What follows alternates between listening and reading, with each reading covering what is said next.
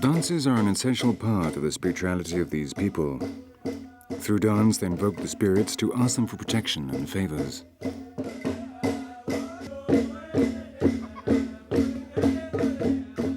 The Tolai, who, numbering around 180,000, are the most numerous group on the island of New Britain, invoke the Duk-Duk and the Tumbuan, which are spirits of the forest. It would seem these people originally came from the Duke of York Islands, which are in the entrance to the Bay of Rabaul.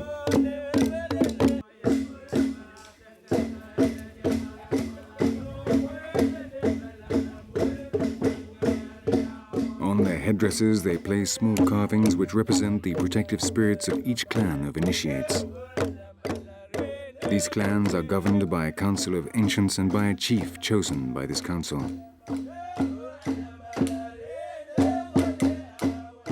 The dancers remain apart from the rest of the people in a magical area which no one can enter.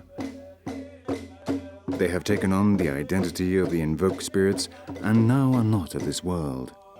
If someone who has not been initiated disobeyed this prohibition, the force of the spirits would possess him and cause his death.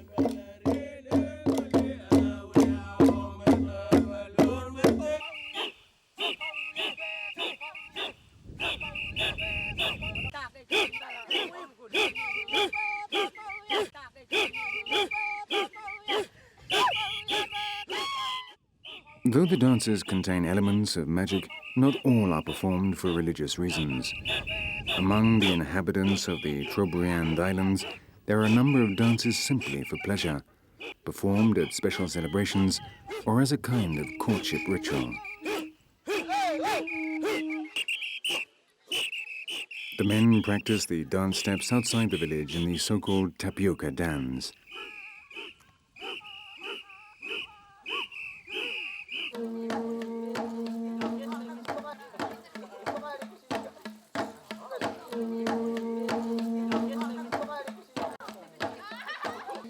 At dusk, they gather with the girls in the main square of the village and dance together for hours.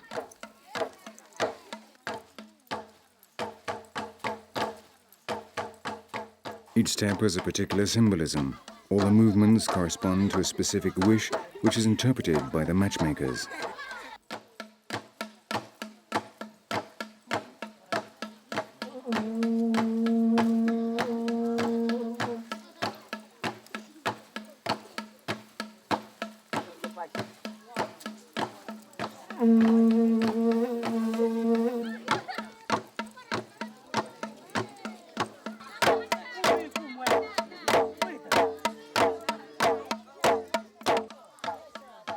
They are performed after the yams have been harvested.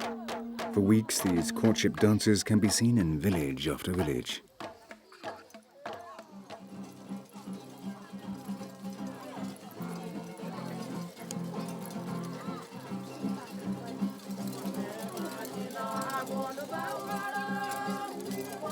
Now they use foreign instruments like the guitar, which have been incorporated into the traditional rhythms and the gentle melodies of the islands.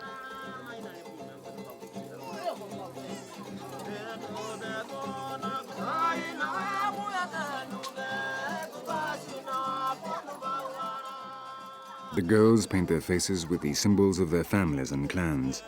These serve to identify them. In this way, the men of their own clan will turn their attention to other girls who they'll be able to marry, for these people are exogenous.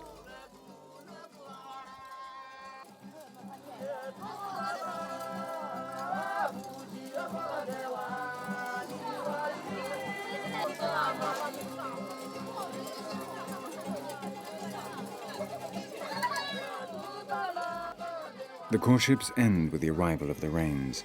By that time, the matchmakers will have decided which couples can marry the next year, after having received the approval of their parents and the Council of Ancients, who will determine the price of the dowries and on what terms these are to be paid.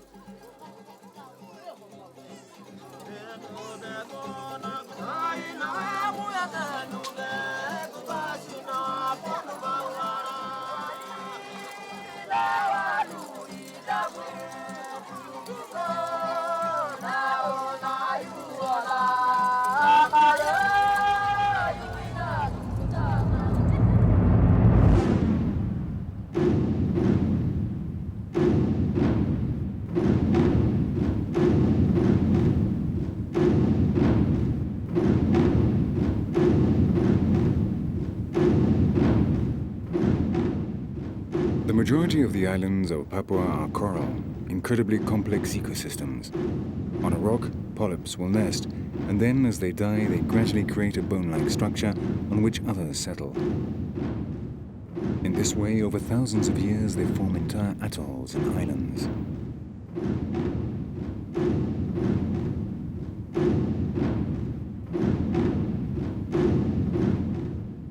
Others are of volcanic origin. In this region, the volcanoes are of the explosive type, characterized by rapid, devastating eruptions. In just a few days, a new island can emerge from the sea or be destroyed and disappear.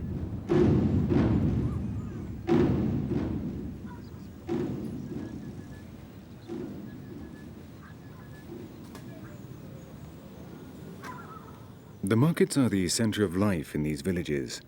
Here they can find all the products that make up the diet of the Papuan Islanders.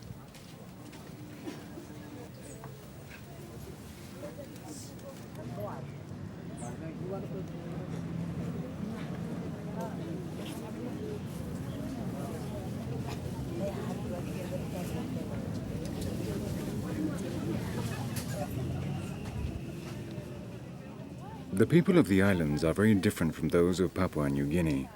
Though they belong to the same country, their customs have nothing in common. Papua New Guinea is enormous, and there are still tribes who live entirely isolated in the interior, never even seeing the sea. In the highlands, the first contacts with the white men took place very recently, just 50 years ago. On the islands, things were very different. European sailors arrived there much earlier, and today cultural influences have been absorbed to a much greater extent.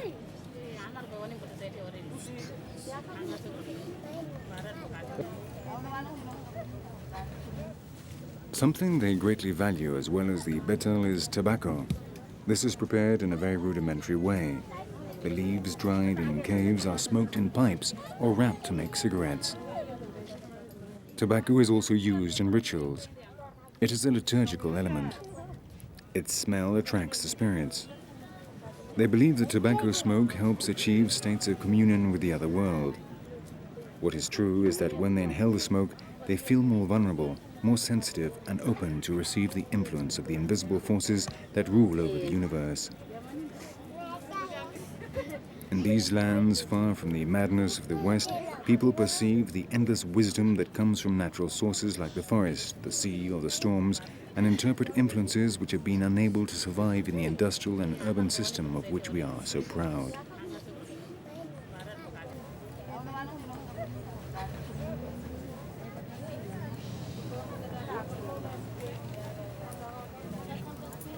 Oh. Berberik kaya. Masa. Wasali.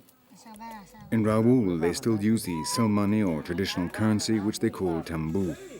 They are small shells threaded together to make necklaces of a particular value.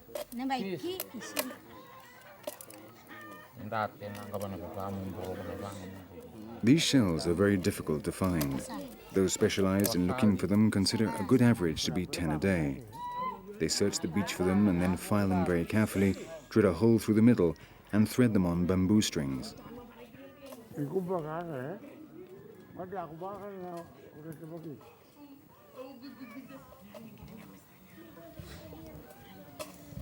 The measure used for each necklace is equivalent to the number of shells that fit in a small beer bottle. Each necklace has around 300 shells.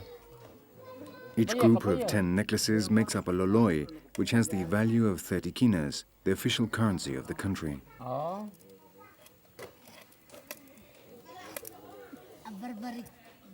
Though they are still used as money in the markets, in general nowadays they are used for rituals at certain celebrations at which the necklaces are broken and the shells shared out.